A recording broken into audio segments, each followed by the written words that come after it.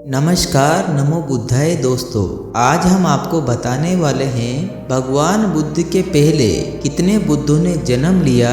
इसके अंदर से हम आपको आज तीसरे भगवान बुद्ध के बारे में बताने वाले हैं। तीसरे बुद्ध के बारे में बताएंगे और उस समय पर भी हमारे तथागत सिद्धार्थ ने जन्म लिया है और उस समय पर हमारे सिद्धार्थ गौतम भगवान का भी जन्म हुआ है और वह किस नाम से हुआ है, वह सारी जानकारी आपको बताने वाले हैं। यह सारी जानकारी त्रिपिटक के अंदर बताई गई है। हमारा उद्देश्य है कि तथागत बुद्ध भगवान के बारे में सबको जानने का मौका मिले।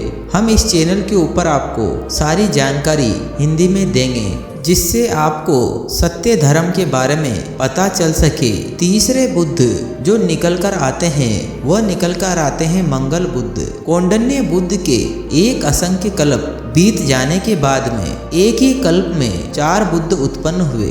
मंगल बुद्ध, सुमन बुद्ध, रेवत बुद्ध और शोभित बुद्ध। मंगल भगवान बुद्ध के 3 शिष्य श्रावक सम्मेलन हुए। इसमें पहले सम्मेलन में 10 खरब भिक्षु हुए, दूसरे सम्मेलन में 10 अरब भिक्षु हुए और तीसरे सम्मेलन में 90 करोड़ भिक्षु हुए। मंगल भगवान बुद्ध का एक सौतेला भाई था जिसका नाम था आनंद कुमार। इनका सौतेला भाई 90 करोड़ की मंडली के साथ धर्म सुनने के लिए मंगल बुद्ध भगवान शास्ता के पास गया। मंगल भगवान बुद्ध ने उन सभी को क्रमांक से धर्म की गाथा सुनाई और वो सारी मंडली ने शास्ता की गाथा को सुना और वो सारे ही लोग अरहंत पद को प्राप्त हो गए। मंगल भगवान बुद्ध शास्ता उन कुल पुत्रों के पूर्व चरित्र तथा योग बल से मिलने वाले पात्र चीवर को जानते थे। मंगल बुद्ध ने उन्हें दाहिने हाथ से आगे पसार कर कहा, आओ भिक्षुओं,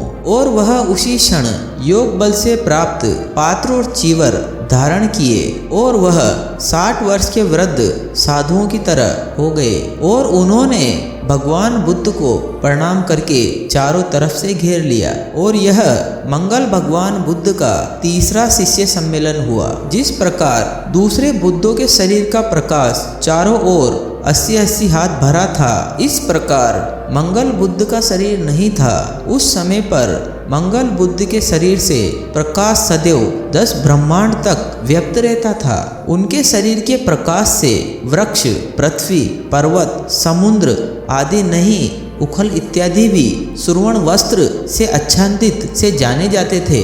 मंगल बुद्ध की आयु 90,000 वर्ष की हुई। इनके काल तक सूर्य, चंद्र आदि से उस समय पर संसार में प्रकाश से प्रकाशित नहीं करते थे और दिन और रात का मालूम नहीं होता था। आजकल जैसे सूर्य के प्रकाश से प्राणी पूरे दिन विचरण करते हैं, वैसे उस समय पर मंगल बुद्ध के प्रकाश से विचरण करते थे। उस समय पर लोगों को सायकाल और प्रातःकाल का पता नहीं चलता था। इस समय पर लोगों को सायकाल के बारे में खिलने वाले फूलों तथा पुष्पों तथा प्रातःकाल में बोलने वाले पक्षी आदि से दिन रात के भेद से वो समझते थे। आपका सवाल यह होगा, क्या दूसरे बुद्धों के अंदर ऐसा प्रताप नहीं था? ऐसा नहीं था। वह भी चाहते तो 10,000 ब्रह्मांड अथवा उनसे भी अधिक प्रकाश को अपने अंदर व्यक्त कर सकते थे, लेकिन पूर्व में की गई प्रार्थना के अनुसार भगवान मंगल के शरीर की प्रभा दूसरे बुद्धों से व्यक्त प्रभा की तरह सदैव 10 सहस्त्र लोक धातु को स्पर्श करती थी, क्योंकि भगवान मंगल बोधिसत्व की अवस्था के समय जब वह बुद्ध नहीं थे, तब वह वेशांतर जैसे जन्म में उत्पन्न हुए।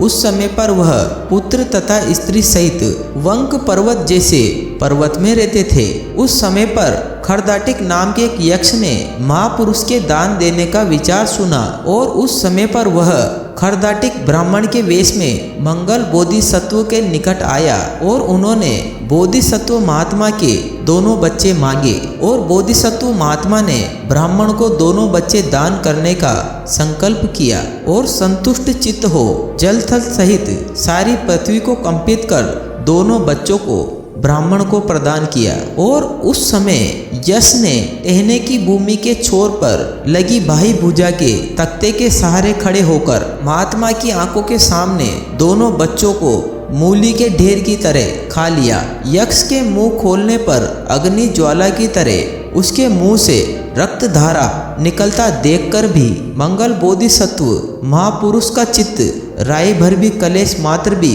खिन्न नहीं हुआ, बल्कि सोचा मेरा दान सुदान है। और उनके शरीर में महान आनंद पैदा हुआ और उन्होंने भविष्य काल में इसके फलस्वरूप इसी प्रभाव को निहार से किरणें निकलने की ऐसी कामना की। इनकी इसी कामना के कारण ही बुद्ध होने पर इनके शरीर की जो किरणें निकलकर इतनी दूरी तक पहुंची। मंगल भगवान बुद्ध के और भी पूर्व चरित्र हैं। जब मंगल बुद्ध बोधिसत्व की अवस्था में रहते हैं, उस समय पर उन्होंने एक बुद्ध चैत्य को देखकर इस चैत्य बुद्ध को देखकर सोचा कि मुझे इस बुद्ध के लिए अपने जीवन को दान करना चाहिए। और मंगल बोधिसत्व ने एक मसाल दंड दीपक लपेटने की तरह अपने शरीर को लिपटवाया और 1 लाख मूल्य की रतन जड़ित सोने की थाली में घी भरवाकर उसमें हजारों बत्तियों को जलवाकर उसे शरीर पर लेकर और सारे शरीर पर आग लगवाकर और चैत्य के प्रदक्षिण करते हुए सारी रात बिता दी।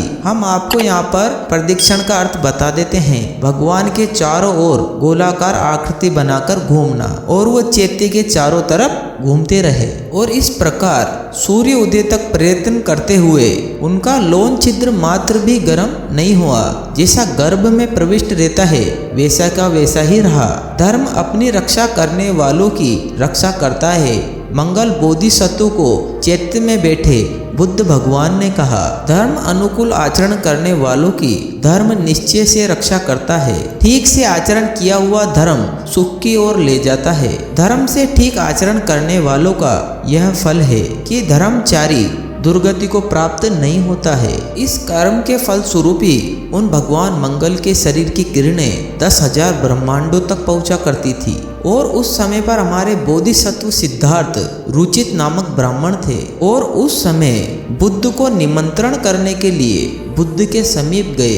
मधुर धर्म गाथा सुनकर प्रार्थना की कि भंते कल मेरी भिक्षा ग्रहण करे।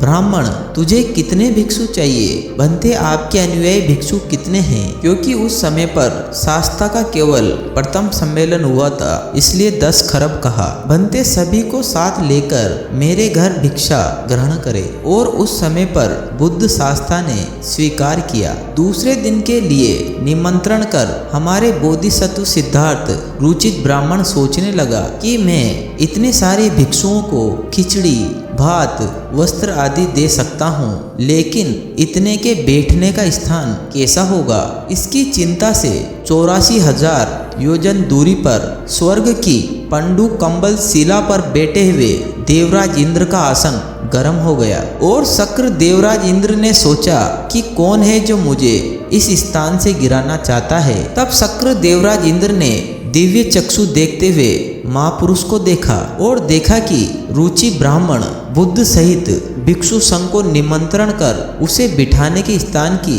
फिक्र में है। और इस समय पर शक्र देवराज इंद्र भी सोचता है कि मुझे भी पहुंचकर पुण्य में सहभागी होना चाहिए। और सोचकर एक बड़ाई का वेश धारण करके वैशाली और कुलाड़ी हाथ में लेकर बोधिसत्व सिद्धार्थ रुचित ब्राह्मण महात्मा के सम्मुख प्रकट हुआ और पूछा कि क्या किसी को मजदूरी का काम है?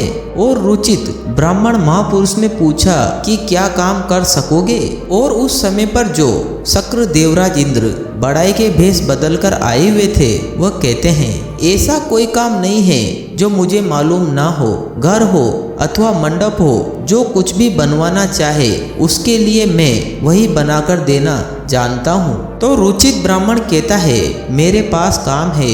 आर्य, क्या काम है? मैंने कल के लिए 10 अरब भिक्षुओं को निमंत्रण किया है, उनके बैठने के लिए मंडप बनाओ। और इंद्र कहते हैं, मैं बना दूंगा यदि तुम मेरी मजदूरी दे सकोगे। तथागत बोधिसत्व कहते हैं, दे सकूंगा, अच्छा तो मैं बनाऊंगा। यह कहकर उसने जाकर एक स्थान देखा, कसित मंडल की तरह समतल 12-13 योजन तक का एक प्रदेश था। उसने इतने स्थान में तृप्त रत्न माया मंडल बने ऐसा दृढ़ संकल्प करके देखा। तो इसी समय एक मंडप पृथ्वी भेद करके उठ आया। उस मंडप के अंदर उसके सोने के खंभों पर चांदी के, खंभों पर सोने के, मणि स्तंभों पर मणिमय सप्त रत्न घटक थे। इसके बाद सोचा मंडप के बीच में घंटियों की झालर लटक जावे, और उसके देखते ही देखते एक ऐसी झालर मंडप में लटक गई जिससे मंद हवा के हिलने पर घंटियों के अंदर से तुर्यानंद का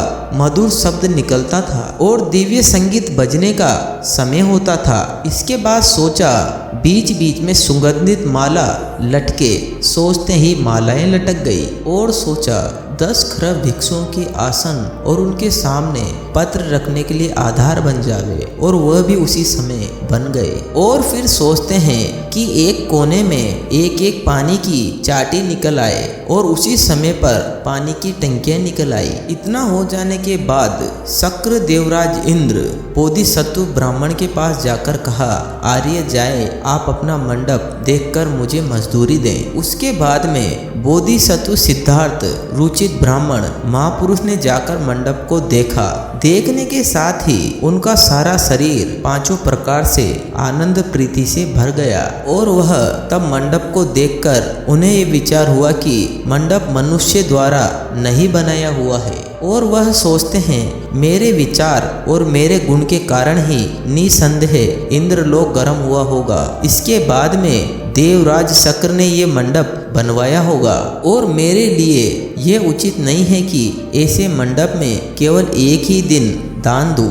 मुझे 10 खरब भिक्षुओं को सप्ताह भर भोजन दान देना चाहिए, और सोच उन्हें मंडप में बिठाकर सप्ताह भर गोपान दिया। बड़ी बड़ी कढ़ाइयों के अंदर दूध से भरकर चूल्हे पर चढ़वाकर दूध को गाढ़ा हो जाने पर उसमें थोड़े चावल डालकर मधुर शक्कर घी पकाए हुए भोजन को गोपान कहते हैं। अकेला मनुष्य उसे परोस नहीं सकता था, और देवताओं ने भी इकट्ठा होकर परोसा। 12-13 योजन तक लंबा चौड़ा स्थान भी भिक्षुओं को बैठने और खाने के लिए काफी नहीं था, लेकिन वह भिक्षु अपने योग बल प्रभाव से बैठ गए। अंतिम दिन सब भिक्षुओं ने पत्र धुलवाकर उन्हें घी, मक्खन, मधु, खांड से भरकर 3-3 चीवरों के साथ दिया। नए नए साधु बने भिक्षुओं को मिले चीवर के कपड़े ही लाख रुपए मूल्य के थे। बुद्ध ने पुण्य अनुमोदन करते हुए कहा कि इस पुरुष ने इस प्रकार महादान दिया है, भविष्य में यह क्या होगा, और सोचकर बोले, लक्षाधिक 2 असंख्य कल्प बीत जाने पर यह गौतम नामक बुद्ध होगा।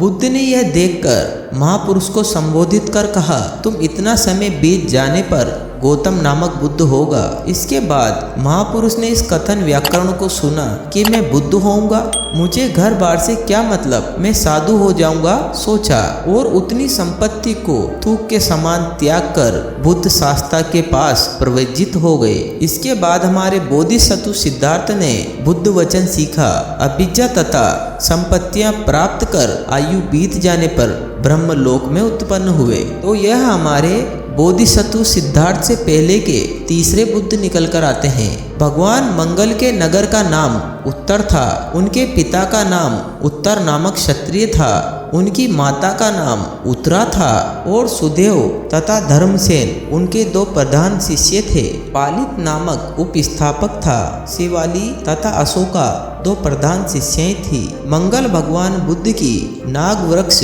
उनकी बोधि था, 88 हाथ ऊंचा उनका शरीर था।